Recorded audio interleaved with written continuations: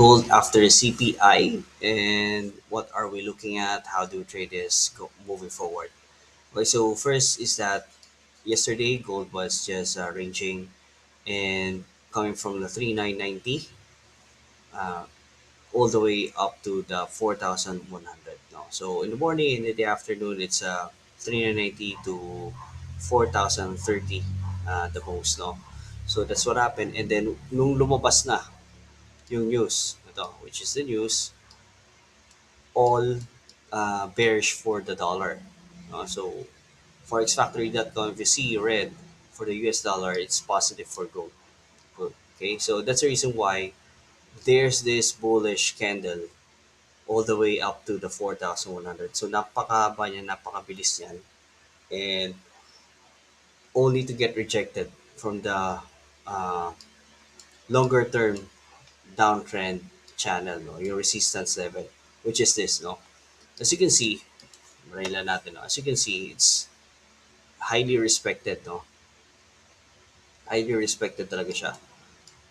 Ilang beses nang trinay basagin, pero medyo hirap talaga siyang basagin, no? Hindi talaga siya ah, hindi talaga siya na lalagpasan, na break out, no? So pero what we are seeing here is that there's a shift in the sentiment, which is the start of this positive news for gold, no? So bearish for dollar, which is positive for gold, no? So with this, we are starting to see bullish divergence everywhere, no? So we are the 4 hour time frame, and as I've mentioned before, and so as I've mentioned before, there's an oversold here, but this one is actually lower or just the same zone, no? Pero if we're going to look at this, medyo pataas na siya, okay? Pataas na. And yun nga, gold is starting to trade above 4,000, which is a key level, psychological level. Also, it's starting to find support in the middle of this channel, which is this. Itong line na to. So, we're starting to see positive signs for gold, which is uh, still just a sign. No? Hindi pa talaga out of the woods si gold. So, it's still very bearish, but we're seeing positive developments. No?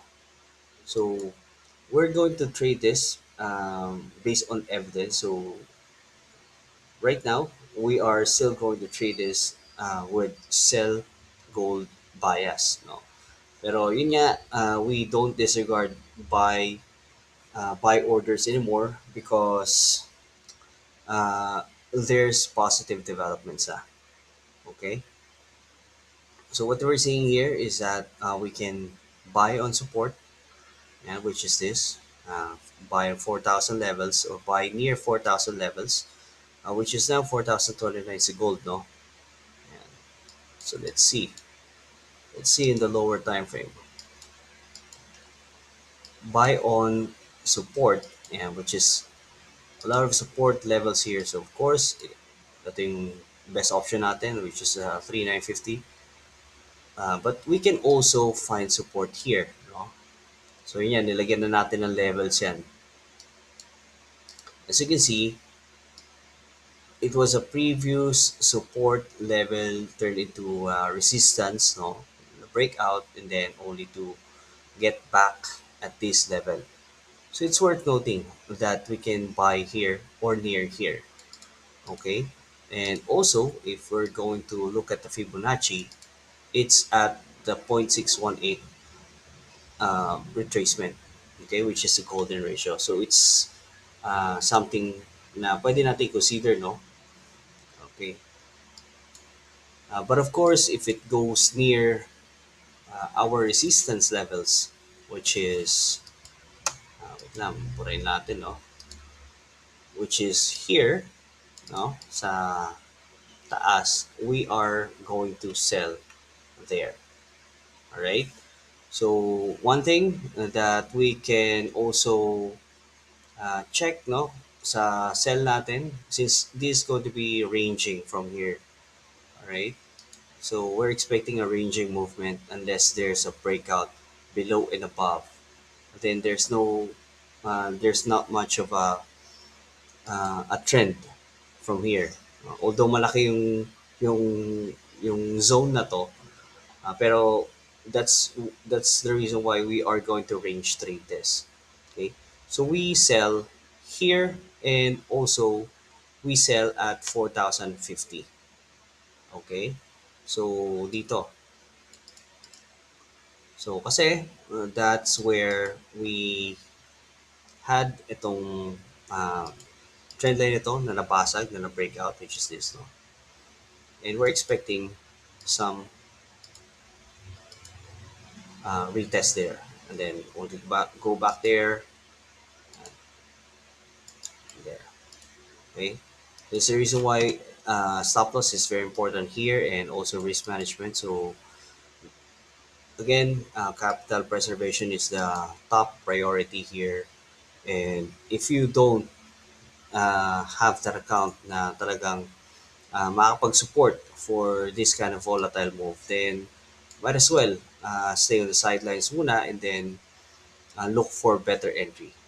Okay, so if you're into buy, I would say you buy here.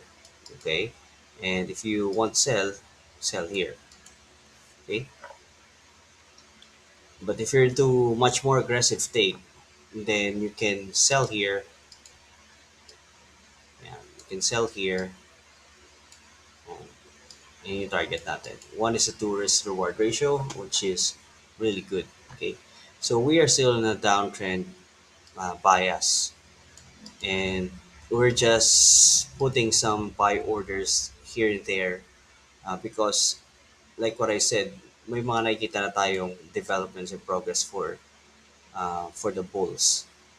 All right, so that's our take for gold and how are we going to trade this moving forward.